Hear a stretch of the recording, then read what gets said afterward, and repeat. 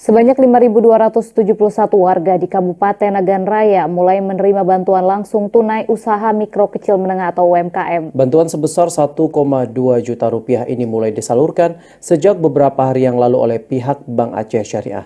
Di Nagan Raya, proses pencairan dana BLT UMKM berlangsung di sejumlah titik.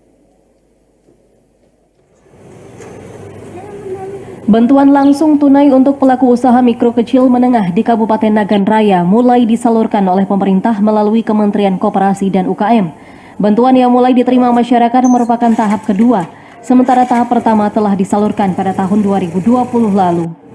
Di Kabupaten Nagan Raya, sebanyak 5.271 warga atau pelaku UMKM menjadi penerima bantuan ini.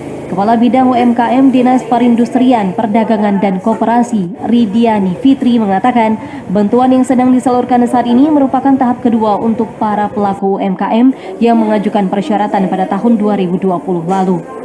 Penyaluran bantuan melalui cabang Bank Aceh Syariah di beberapa lokasi dalam Kabupaten Nagan Raya. Menurut pihak Disperindakop Nagan Raya, saat ini pendaftaran untuk penerima bantuan BLT UMKM kembali dibuka, sehingga masyarakat yang memiliki usaha dan terdampak pandemi COVID-19 dapat mendaftarkan diri untuk mendapatkan bantuan BLT UMKM tahap selanjutnya. Untuk tahun 2021 ini sebanyak yang sekarang yang bulan Juni ini sebanyak 5.271 UMI.